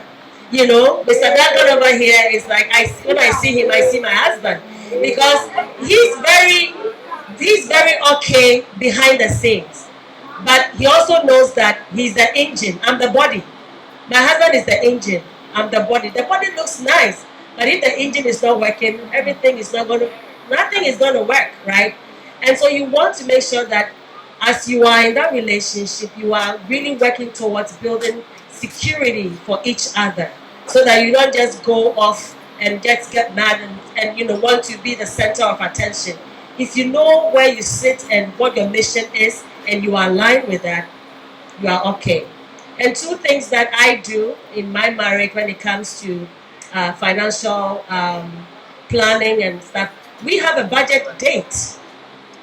We actually have a budget and it's on our calendar. Every Saturday morning at 8 o'clock, we have a budget date. So we sit, we look at the budget, we look at what is coming up for the kids, what are the bills that need to be paid, what is the monthly budget looking like. Maybe this month we may have to cut down on something. We have those little conversations. And our approach is not to be reactive. A lot of times we run into problems because we are reactive in terms of how we look at money. We try to be proactive. Get ahead of it. Troubleshoot ahead of it. Go ahead of it before the situation even comes up, right? So be proactive. And we also we have a shared doc, a document that has all our financial stuff. We have a document that has our budgets, our estate plan, and all these things. It's in a document on Google that is shared. So at any given time, depending on where I am, I can access that information.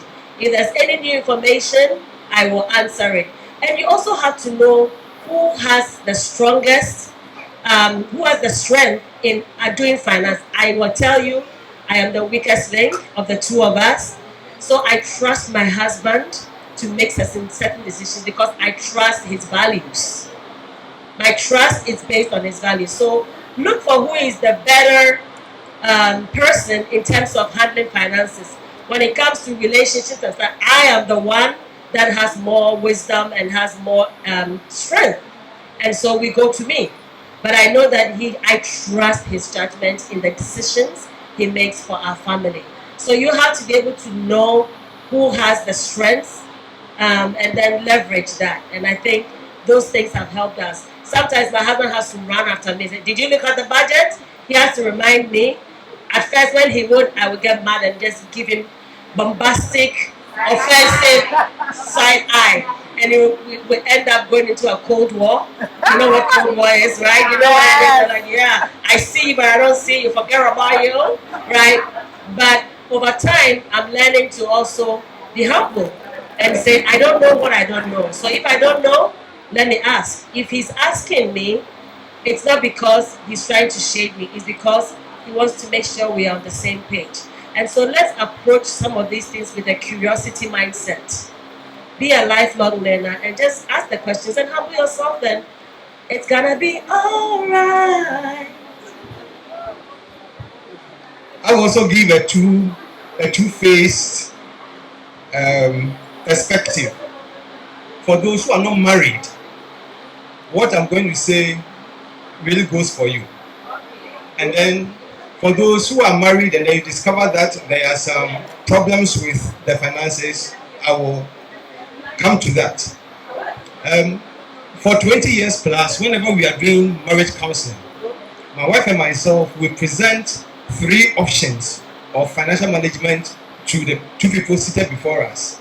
And interestingly, if we have counseled, let's say 80, 79 of them chose one particular pathway, and only one chose a second option. And these are the 3 options. We tell them that in marriage, depending on the couple, you can have a joint account. A teacher marrying a teacher, so easy.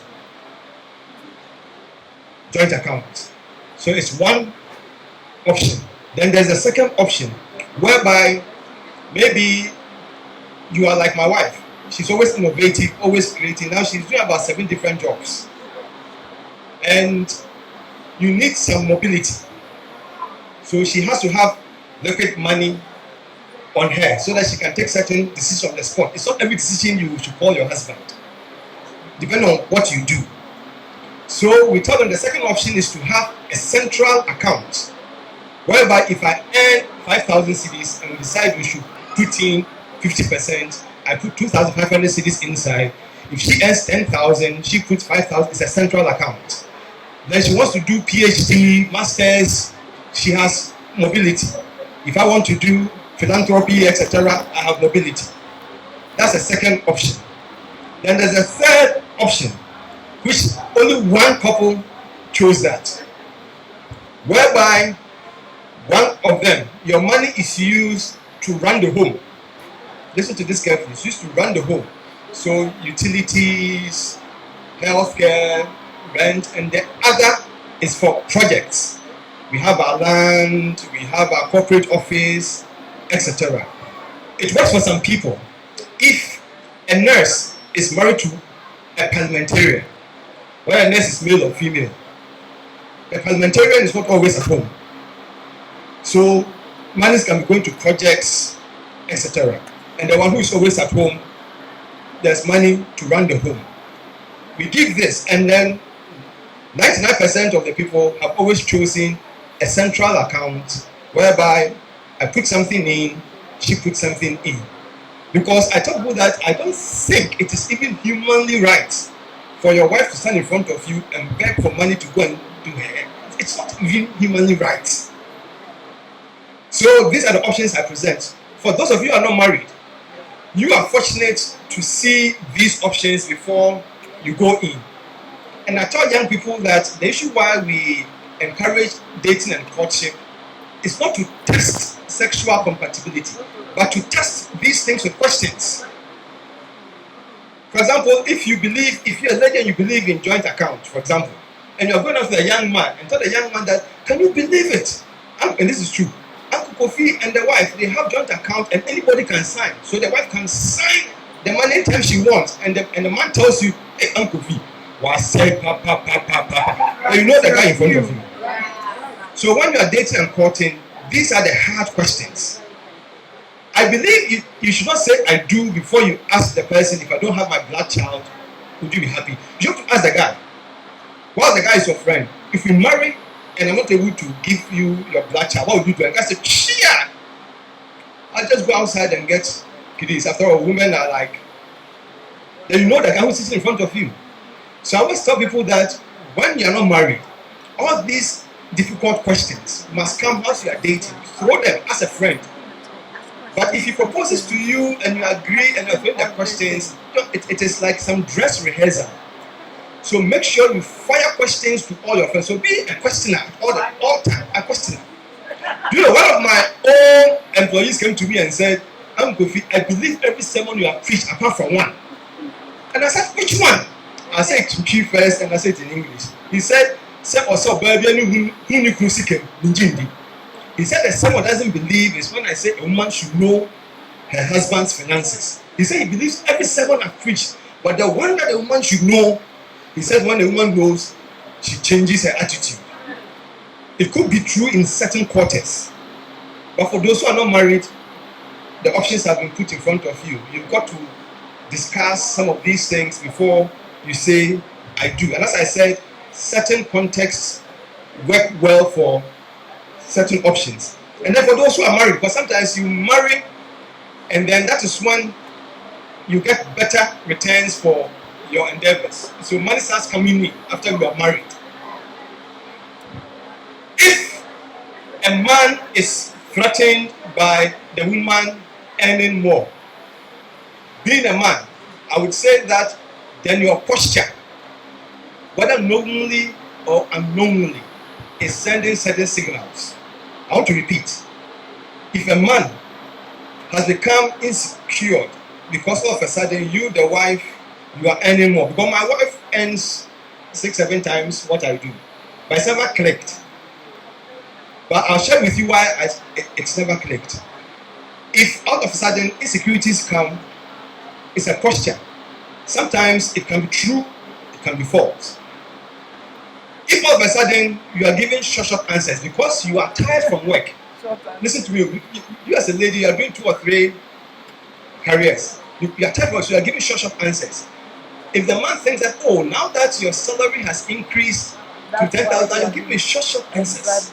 Meanwhile, the truth is that you are tired. So you are giving short answers. Just like it has met with your progress when it comes to finances. So it's important that you always sit back. Listen to this carefully. Always sit back and ask yourself questions. Listen to this. I have a pastor friend. He's a pastor. He's the only pastor who, when I have an appointment and he calls me, I cancel the appointment and attend to it. He's the only pastor. Only pastor. Sometimes I cancel appointments in my own church and I honor his. Because of the way he has carried a wife. When he married a wife, he didn't have substance. They were living in a family house, something he shouldn't have done. But he knew that the wife would be threatened by all the siblings. So he said every day when the wife wanted to take a bath, he would carry the bucket and go and bath with the wife so that the wife would not hear any nonsense. He did that until they had money to go their own and they moved. That's the way he carries the wife. He had one car at a point in time. I was going to preach for him because at office there was no car. I said, why? He said he doesn't want to hear that the wife and the children are stranded. So he gives the car to the wife and children to come to church. Then he takes truck to come early to pray. That's the kind of person. The wife was speaking to some women. And the wife told the woman that the day she sees her husband lying on top of another lady, she will pick the husband, go and bath him and ask him why. And all the ladies were shocked. Because I'm giving you some inside information, you know why the wife has that posture? Because the man carries her with royalty. Look at it. So your posture sends signals. Because of the way the man has carried the wife says that even if she sees him lying on another woman, you take him, go and bath him, and then ask him what went wrong. So our posture is critical. So what I'll tell all of us Whether you are working at a workplace, all of a sudden your superior doesn't like you. Whether you are in a church, all of a sudden the pastor doesn't like you. Don't blame other people. Sit back, ask questions. Sometimes it is something that you are not even aware of that has caused it. But I always say that we are always the carriers of the answers. Always. Always. So if you introspect, you'll be able to solve that. So for those who are already married and then the money's become some way, your posture is critical.